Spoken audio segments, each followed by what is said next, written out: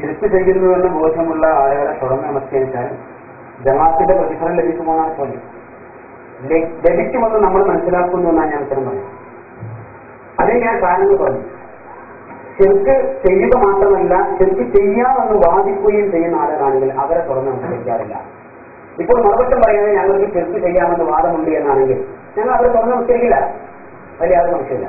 പക്ഷെ ഒരു പള്ളിയിൽ കയറിയിട്ട് ആദ്യ ഇമാമിനോട് നിങ്ങൾ ശിർക്ക് ചെയ്യുമോ, നിങ്ങൾ ശിർക്ക് ചെയ്യാമെന്ന് വാദമുള്ള ആളാണോ ചോദിക്കാറില്ല. നമസ്കരിക്കുന്ന ആളുകളെ തുറന്ന് നമസ്കരിക്കുക എന്നാണ് നമ്മുടെ ലൈൻ. നമസ്കരിക്കുന്ന ആളുകൾ തുറന്ന് നമസ്കരിക്കുക, നമസ്കരിക്കാത്തവർ നമസ്കരിക്കാറില്ല. ആ ലൈൻ നമ്മൾ സ്വീകരിച്ചു പോകുന്നു. പിന്നെ ഉമർ മൗലവിയുടെ ചില ഉദ്ധരണികൾ ഉദ്ധരിച്ചു. ഉമർ മൗലവി നേരത്തെ ഇവരെ പോലെയുള്ള മുസ്ലിയാരായിരുന്നു.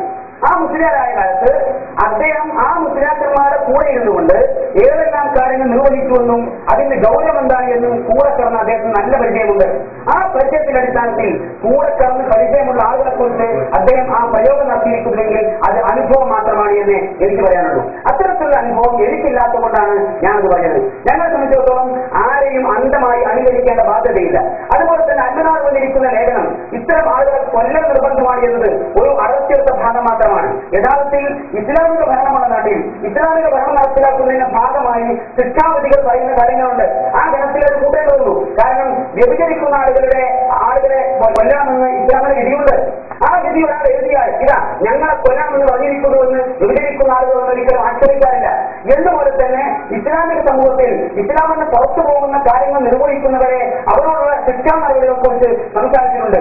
അതിന്റെ വിവർത്തനം എടുത്തു വെച്ചുകൊണ്ട് മുജാഹിദ് പ്രസ്ഥാനം ഇവിടെയുള്ള ഇത്തരം ആളുകളൊക്കെ കൊല്ലാൻ തീരുമാനിച്ച ആൾക്കാരാണ് എന്ന് പറയുന്നത് അതിവിടെ പ്രായോഗിക കാണാത്ത സംഗതി. അതുകൊണ്ട് തന്നെ അത് കേവലം ബന്ധത്രവും വിഡിത്തമായി മനസ്സിലാക്കാൻ ഏറെ ബുദ്ധി വേണ്ടിവരില്ല എന്നാണ് എനിക്ക് സൂചിപ്പിക്കാനുള്ളത്. ഞാൻ ഒന്നുകൂടി ആവർത്തിച്ച് പറയുന്നു, ഞങ്ങൾ ഇവിടെ ആരെയും മുസ്ലിക്കെന്നോ കാഫിർ എന്നോ പ്രസ്താവിക്കാൻ വന്നതല്ല. ഞാൻ ഒന്നുകൂടെ കൂടുതൽ പറഞ്ഞു, നമസ്കാരം ഉപേക്ഷിക്കൽ കുഫറാണ് എന്ന് ഹദീസുകൾ കൃത്യമായി പറഞ്ഞിട്ടുണ്ട്.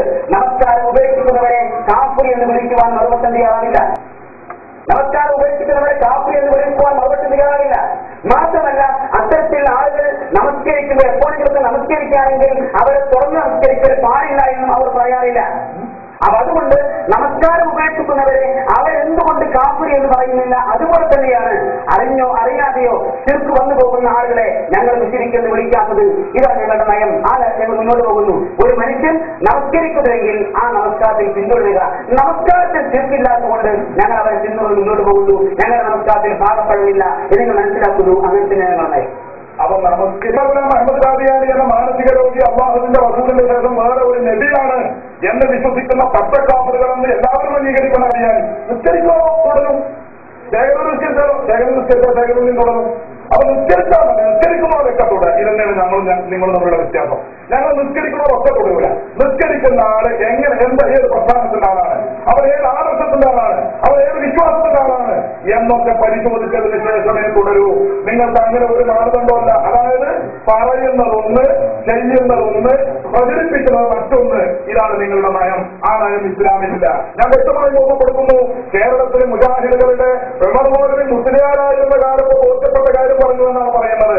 സഹോദരങ്ങളെ, ഉമർ മൗലവി മുസ്ലിയാരായിരുന്നപ്പോൾ ബോധ്യപ്പെട്ട കാര്യം പറഞ്ഞതിന് അംഗീകാരം കൊടുക്കുന്നവരാണ്. നിങ്ങൾ മുസ്ലിയാരായപ്പോ പറഞ്ഞ കാര്യമല്ലേ, അതുകൊണ്ട് നിങ്ങൾ പറഞ്ഞോ നിങ്ങൾ ചെയ്തോ എന്ന് പറഞ്ഞ് ഉമർ മൗലവിയെ വെറുതെ വിട്ടവര് ഇല്ല. കേരളത്തിലെ P K Moosa Moulavi Pulikkal, P Said Moulavi president, Kerala Jamiyyathul Ulama മുജാഹിദിന്റെ കേരളത്തിലെ പണ്ഡിത സംഘടനയുടെ president, K M Ibrahim Moulavi secretary Kerala Jamiyyathul Ulama, doctor M Usman president Kerala Doothal Mujahideen, K P Muhammad Moulavi secretary Kerala Doothal Mujahideen. ഇങ്ങനെ പ്രസ്ഥാനത്തിന്റെ കീഴിലുള്ള പണ്ഡിത സംഘടനയുടെയും ഉത്തരവാദപ്പെട്ട നേതാക്കളുടെ അംഗീകാരത്തോടെയാണ് പറയുന്നത്. യാ മുഹ്യദ്ദീൻ ശേഖരിക്കണേ എന്ന് ഒരു പ്രാവശ്യം തേടിയാൽ 4 പ്രാവശ്യം കാഫിറാകും. 4 പ്രാവശ്യം കാഫിറാകും. അൽമനാറിനെ സംബന്ധിച്ച് എന്താണ് സുഹൃത്ത് പറഞ്ഞത്? ഇത് എവിടുന്നോ അടർത്തിയെടുത്ത് വായിച്ചതാണ്. ഇതാ അൽമനാറിന്റെ ഒറിജിനൽ കോപ്പി ഞങ്ങളുടെ കയ്യിലുണ്ട്. അടർത്തിയെടുത്ത് വായിച്ചതാണെങ്കിൽ എല്ലാവർക്കും വായിച്ചു നോക്കാവുന്നതാണ്. ഇതിൽ പറഞ്ഞിട്ടുള്ളത് ഇസ്ലാമിക രാജ്യത്തെ ഹുക്കുമാണ് പോൽ. ഈ നബി സല്ലല്ലാഹു അലൈഹി വസല്ലം തങ്ങളുടെ ഖബറിന്റെ അടുക്കലേക്ക് മഴ ചോദിച്ചുകൊണ്ട് ചെന്ന ജക്കരിയെ ബഹുമാനപ്പെട്ട ഉമർ ഫാറൂഖ് റളിയല്ലാഹു അൻഹു കൊല്ലാൻ പറഞ്ഞിട്ടില്ല. ഉമർ ഫാറൂഖ് റളിയല്ലാഹു അൻഹു അദ്ദേഹത്തിന്റെ പ്രവർത്തനം, അദ്ദേഹത്തിന്റെ വാക്ക് സ്വീകരിച്ചുകൊണ്ട് മഴക്കാലത്തിന് ആ പ്രവർത്തനം നടത്തുകയാണ് ചെയ്തിട്ടുള്ളത്. എന്നാൽ ഇവർ പറയുന്നത് ആരെങ്കിലും ഖബറിലേക്ക് പോയാൽ അവനെ കൊല്ലൽ നിർബന്ധമാണ്. പിന്നെ പ്രായോഗിക തലത്തിൽ അത് വന്നിട്ടില്ലല്ലോ എന്നാണ്. പ്രായകതലത്തിൽ വെള്ളത്തെ വിരവും ചെറുപ്പം ഒപ്പിടാതെ കെട്ടിക്കാം. അല്ലാത്തൊന്നുമല്ല. നിങ്ങൾക്ക് കഴിഞ്ഞിരുന്ന കാലത്ത് നിങ്ങൾ ചെയ്തിട്ടുണ്ട്. അപ്പോൾ നിങ്ങൾ സൗദി അറേബ്യയിൽ നിങ്ങൾക്ക് ഭരണം നടത്തിയിരുന്ന കാലം, സൗദി അറേബ്യയിൽ വഹാബികൾക്ക് ഇബ്നു അബ്ദുൽ വഹാബിനും അതുപോലെ തന്നെ മറ്റ് വഹാബി നേതാക്കൾക്കും ഭരണം കിട്ടിയ സാഹചര്യത്തിൽ ഒരുപാട് മക്കളുകൾ കൊല്ലുകയും ഒരുപാട് മുസ്ലിമീങ്ങൾ കൊല്ലുകയും ചെയ്തിട്ടുണ്ട്.